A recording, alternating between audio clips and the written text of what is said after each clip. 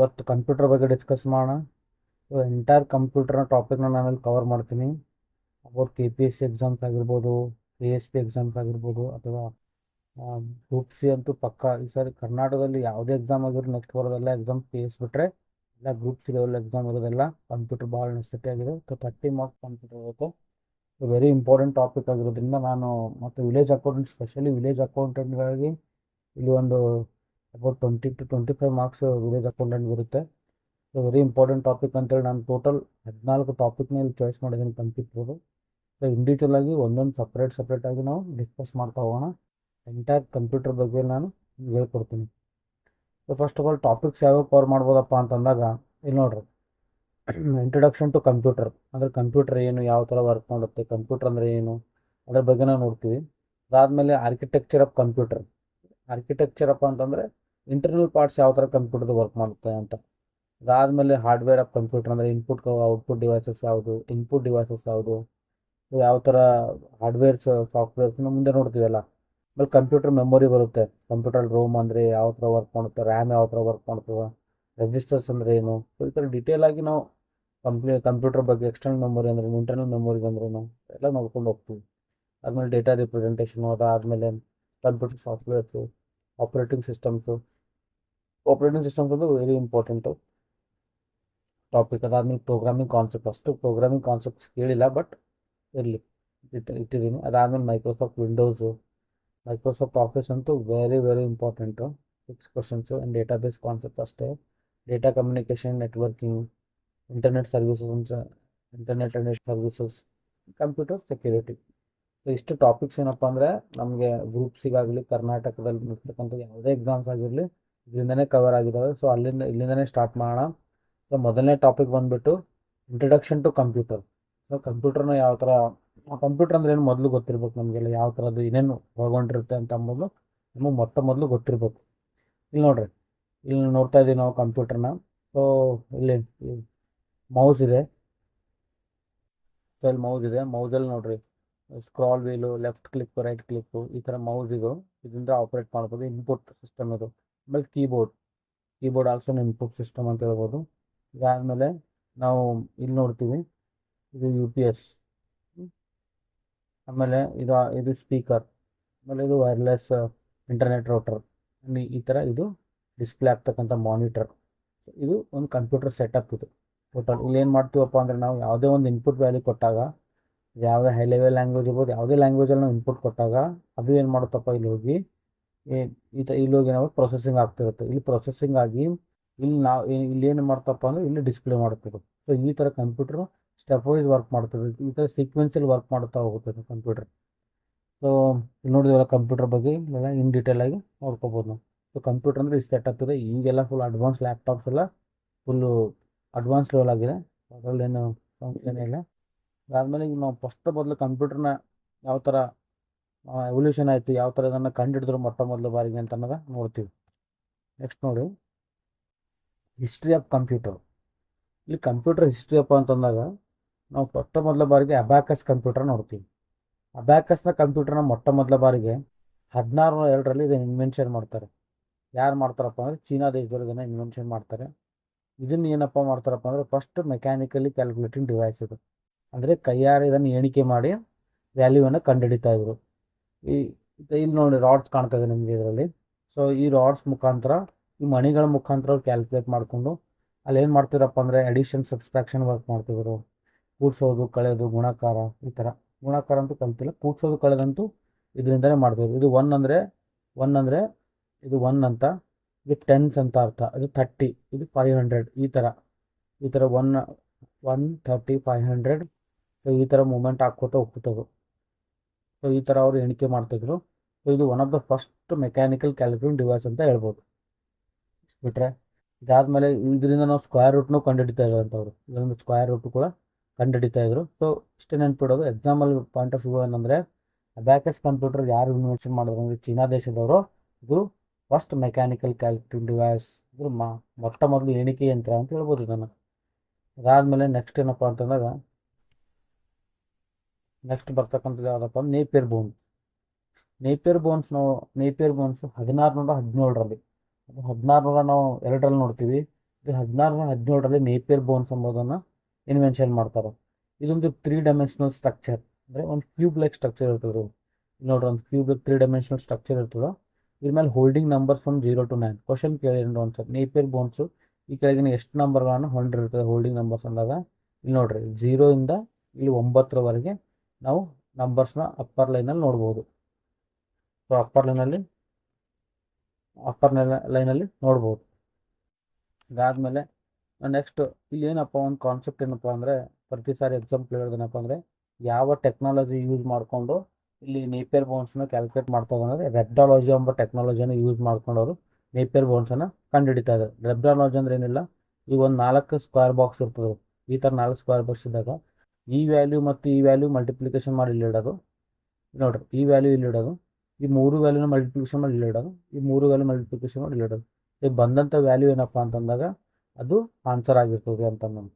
So ಆ ಥರ ರೆಪ್ಟಾಲಜಿ technology use ಮಾಡೋ ಇದನ್ನು ಕಂಡುಹಿಡಿದ್ರು. ಸೊ ಕ್ವಶನ್ ಆನ್ಸರ್ ಏನಾಗಿತ್ತಪ್ಪ ಅಂದರೆ, ಈ ಕೆಳಗಿನ ಯಾವ ಕಂಪ್ಯೂಟರ್ ಸಿಸ್ಟಮಲ್ಲಿ ರೆಪ್ಟಾಲಜಿ ಟೆಕ್ನಿಕ್ನ ಯೂಸ್ ಮಾಡ್ತಾರೆ ಅಂತ ಕೇಳಿದಾಗ ಅದು Napier bones technology, Napier bones computer ಸಿಸ್ಟಮಲ್ಲಿ ಅಂತ ಆನ್ಸರ್ ಹೇಳ್ಬೋದು. ಇದಾದಮೇಲೆ ನೆಕ್ಸ್ಟ್ ಏನಪ್ಪ ಅಂತಂದಾಗ ನಾವು ಒಂದು ಪ್ಯಾಸ್ಕಲನ್ ಸ್ಕೇಲ್ ಅಂತ ನೆಕ್ಸ್ಟ್ ಮಾಡಿದ್ರು. ಇದು 1642ರಲ್ಲಿ ಬ್ಲೇಸ್ ಪ್ಯಾಸ್ಕಲ್ ಎಂಬುವರು ಫ್ರಾನ್ಸ್ ದೇಶದ ವಿಜ್ಞಾನಿ. ಇವ್ರು ಏನು ಮಾಡ್ತಾರಪ್ಪ, ಇದನ್ನು ಕಂಡುಹಿಡಿತಾರೆ. ಇದನ್ನು ಕಂಡುಹಿಡಿದ ತಕ್ಷಣ ಅವ್ರ ಹೆಸರನ್ನ ಅವನನ್ನು ಇಟ್ಕೊಂಡು ಬಿಡ್ತಾರೆ. ಇದು first mechanical adding machine. So ಅದು ಫಸ್ಟ್ ಮೆಕ್ಯಾನಿಕಲ್ ಕ್ಯಾಲ್ಕುಲೇಟಿಂಗ್ ಮಷಿನ್ ಅಂದರೆ ಅಬ್ಯಾಕಸ್ ಅಂತ ಹೇಳ್ಬೋದು.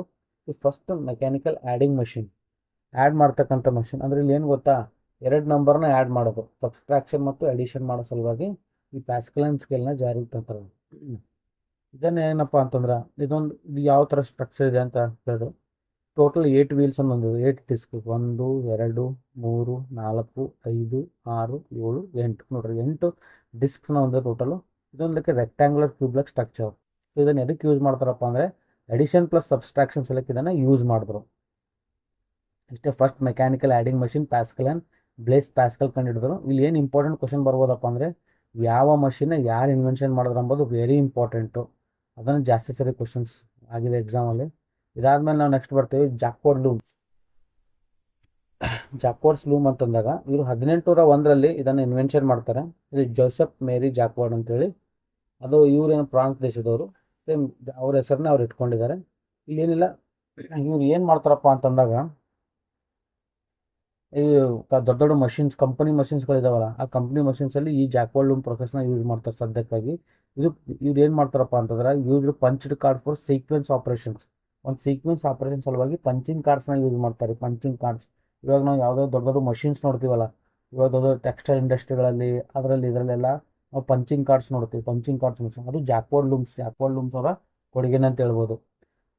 ಇಲ್ಲಿ ಒಂದು ಕ್ವಶನ್ ಆಗಿದೆ ಏನು ಎಕ್ಸಾಮಲ್ಲಿ ಅಂದರೆ, ಪ್ರತಿ ಸಾರಿ ಈ ಕೆಳಗಿನ ಯಾವ ಮಷೀನಲ್ಲಿ ಪಂಚಿಂಗ್ ಕಾರ್ಡ್ಸನ್ನು ಯೂಸ್ ಮಾಡಲಾಗಿದೆ ಅಂತಂದಾಗ ಅದು ಜಾಕ್ವಾರ್ಡ್ ಲೂಮ್ಸ್ ಅಂತ ಹೇಳ್ಬೋದು.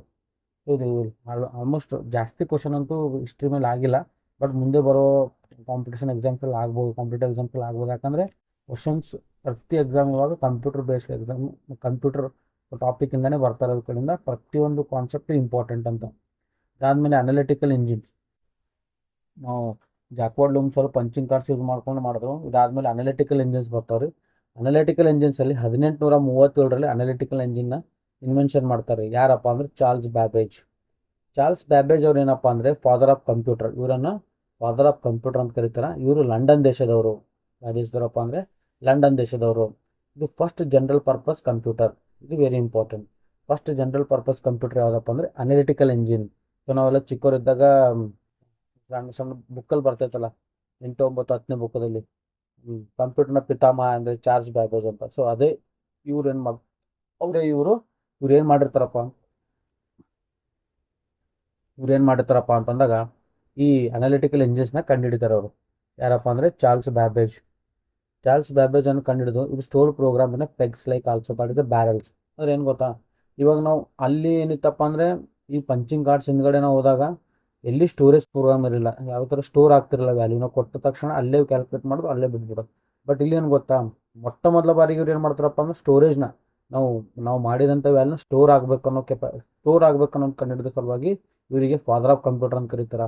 ಯಾಕಂದರೆ ಸ್ಟೋರಿಂಗ್ ಕೆಪಾಸಿಟಿನ ಮೊದಲು ಕಂಡುಹಿಡಿದ ಕಡೆಯಿಂದ ಇವರಿಗೆ ಏನಂತ ಕರೀತಾರಪ್ಪ ಅಂತಂದ್ರೆ ಫಾದರ್ ಆಫ್ ಕಂಪ್ಯೂಟರ್ ಅಂತ ಕರೀತಾರೆ. ಇವ್ರು ಏನು ಮಾಡ್ತಾರೆ, ಮೊಟ್ಟ ಮೊದಲ ಬಾರಿಗೆ ಸ್ಟೋರೇಜ್ ಸಲುವಾಗಿ ಬ್ಯಾರಲ್ಸ್ನ ಯೂಸ್ ಮಾಡ್ತಾರೆ, ಅಥವಾ ಅಲ್ಲಿ ಪೆಗ್ಸ್ ಅಂತಲೂ ಕರೆದಾನ.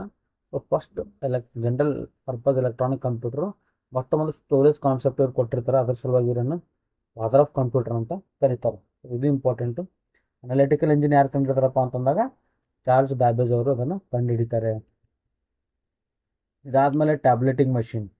ಇಲ್ಲಿ ನೋಡ್ರಿ, ಟ್ಯಾಬ್ಲೆಟಿಂಗ್ ಮಷಿನ್ ನೋಡ್ರಿ, ಇದು 1890ರಲ್ಲಿ ಬರ್ತದೆ. ಹ್ಯಾರ್ಮನ್ ಹಾಲ್ರೆಟ್ ಅಂತ, ಇವರು ಅಮೇರಿಕಾ ದೇಶದವರು. ಆಮೇಲೆ ಇಲ್ಲಿ ಏನಿದೆ, punched card with round holes. ಇಲ್ಲಿ ಇಂಪಾರ್ಟೆಂಟ್ ರೀ, ಪಂಚ್ಡ್ ಕಾರ್ಡ್ ಜೊತೆ ರೌಂಡ್ ಹೋಲ್ಸ್ನ ಯೂಸ್ ಮಾಡ್ತಾರೆ. ನೋಡ್ರಿ, ಈ ಥರ ರೌಂಡ್ ಹೋಲ್ಸ್ನ ಇವರು ರೌಂಡ್ ಹೋಲ್ಸ್ಗಳನ್ನು ಯೂಸ್ ಮಾಡ್ತಾರೆ. ಇದಾದ್ಮೇಲೆ it was the first electromechanical machine design to process the data for census in 1890. Very important concept ಏನಪ್ಪ ಅಂದರೆ 1800, ನೋಡ್ರಿ ವೆರಿ ಇಂಪಾರ್ಟೆಂಟ್ ಕಾನ್ಸೆಪ್ಟ್ ಏನಪ್ಪ ಅಂದರೆ 1890ರಲ್ಲಿ ಜನಗಣತಿ ಆಗ್ತಿರ್ತದೆ. ಆ ಜನಗಣತಿ ಸಮಯದಲ್ಲಿ ಯಾವ ಕಂಪ್ಯೂಟರ್ನ ಯೂಸ್ ಮಾಡೋಂಥ ಕ್ವಶನ್ ಕೇಳ್ಯಾರ, ಭಾಳ ಸರಿ ಕ್ವಶನ್ ಆಗಿದ್ರೆ ಇದು ಟ್ಯಾಬ್ಲೆಟಿಂಗ್ ಮಷೀನ್ ಎಂಬ ಒಂದು ಕಂಪ್ಯೂಟರ್ನ ಯೂಸ್ ಮಾಡಿಕೊಂಡು ಮೊಟ್ಟ ಮೊದಲ ಬಾರಿಗೆ 1890ರಲ್ಲಿ ಏನು ಸೆನ್ಸಸ್ ಆಗಿರ್ತದ ಅಂಥ ಸಮಯದಲ್ಲಿ ಈ ಮಷೀನ್ನ ಯೂಸ್ ಮಾಡ್ತಾರೆ. ಸೊ 1890ರ ಜನಗಣತಿಯಲ್ಲಿ ಉಪಯೋಗವಾದಂಥ ಕಂಪ್ಯೂಟರ್ ಯಾವುದಪ್ಪ ಅಂದ್ರೆ ಟ್ಯಾಬ್ಲೆಟಿಂಗ್ ಮಷೀನ್. ವೆರಿ ಇಂಪಾರ್ಟೆಂಟ್, ಇಲ್ಲಿ ಬರತಕ್ಕಂಥ ಕ್ವಶನ್ ಇದು. ಆಮೇಲೆ punched card with round ಹೋಲ್ಸ್ನ use ಮಾಡ್ತಾರೆ, ಇದು ವೆರಿ ಇಂಪಾರ್ಟೆಂಟ್. ಇದಾದಮೇಲೆ ಮಾರ್ಕ್ 1 ಕಂಪ್ಯೂಟರ್. ನೆಕ್ಸ್ಟ್ ಎವಲ್ಯೂಷನ್ ಆಗಿ 1944ರಲ್ಲಿ ನಾವು ಮಾರ್ಕ್ 1 ಕಂಪ್ಯೂಟರ್ನ ಯೂಸ್ ಮಾಡ್ತೀವಿ. 1944ರಲ್ಲಿ ಮಾರ್ಕ್ 1 ಕಂಪ್ಯೂಟರ್, ಇದು ಹವಾರ್ಡ್ ಅಕೇನ್, ಇವನು ಕೂಡ ಅಮೇರಿಕಾ ದೇಶದವನಾಗಿರ್ತಾನೆ. ಬಟ್ ಇಲ್ಲಿ ಏನು ಗೊತ್ತಾ, ಇಂಪಾರ್ಟೆಂಟ್ ಏನಪ್ಪ ಅಂತಂದಾಗ ಈ consist of interlocking panels of small glasses, counters and switches and control circuits. ಅಂದರೆ ಒಂದು ಕಂಪ್ಯೂಟರ್ ಅವಾಗ ಎಷ್ಟು ದೊಡ್ಡದಿತ್ತು ನೋಡ್ರಿ. ಇಲ್ಲಿ ನೋಡ್ರಿ, ಇಲ್ಲಿ ಇಂಟರ್ಲಾಕ್ ಪ್ಯಾಕೇಜಸ್ ಇರ್ತದೆ. ಇಲ್ಲಿ ಏನಪ್ಪ ಅಂತಂದ್ರೆ ಗ್ಲಾಸ್ ಕೌಂಟರ್ಸ್ ನೋಡ್ರಿ, ಇಲ್ಲೆಲ್ಲ ಗ್ಲಾಸ್ ಕೌಂಟರ್ಸು, ಇಲ್ಲಿ ಸ್ವಿಚಸ್ ಸೈಡಿಗೆ.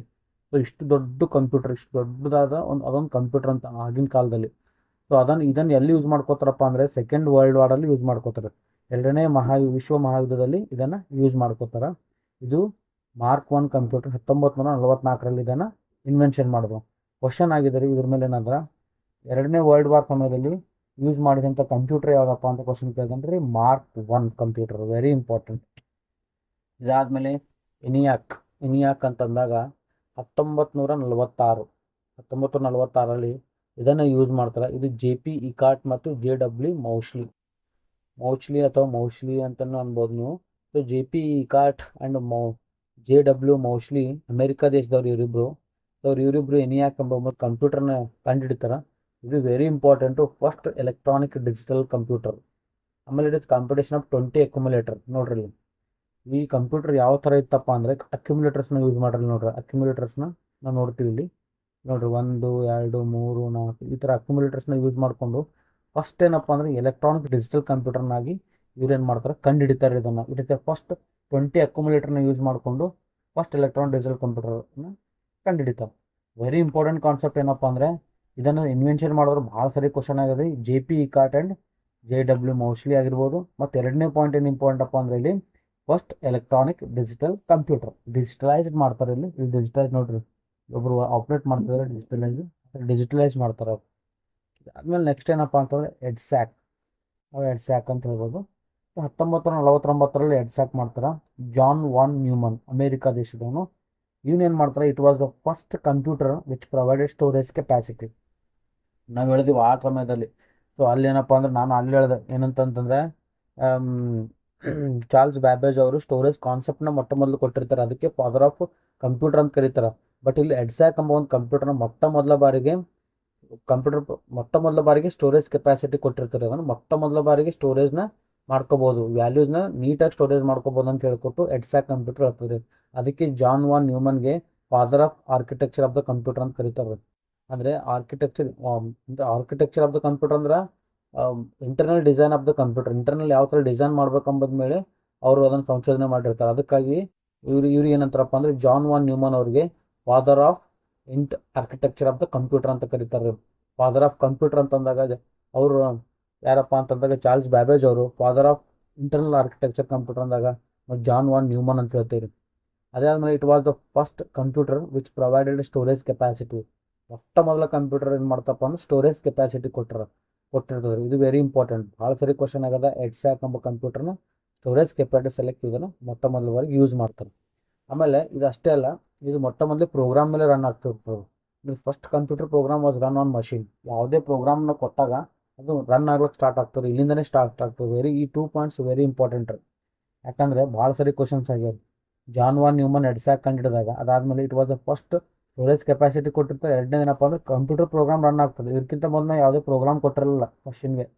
ಬಟ್ ಇಲ್ಲಿ ನಾವು ಯಾವುದೇ ಪ್ರೋಗ್ರಾಮ್ ಕೊಟ್ಟಾಗ ಯಾವುದೇ ಪ್ರೋಗ್ರಾಮ್ಸ್ ಕೊಟ್ಟಾಗ ಅದು ರನ್ ಆಗ್ಲಿಕ್ಕೆ ಸ್ಟಾರ್ಟ್ ಆಗ್ತದೆ. ಸೊ ಎಲ್ಲಿಂದಪ್ಪ ಅಂತಂದ್ರೆ 1949 ಎಡ್ಸಾಕ್ ಕಂಪ್ಯೂಟರಿಂದ ಸ್ಟಾರ್ಟ್ ಆಗ್ತದೆ. ಅದ್ರ ಫುಲ್ ಫಾರ್ಮ್ಸ್ ಎಲ್ಲ ನಾವು ಆಮೇಲೆ ನೀಟಾಗಿ ಡಿಸ್ಕಸ್ ಮಾಡೋಣ. ಸೊ ಒಂದೊಂದಾಗಿ. ಆಮೇಲೆ ಯೂನಿವ್ಯಾಕ್ 1951.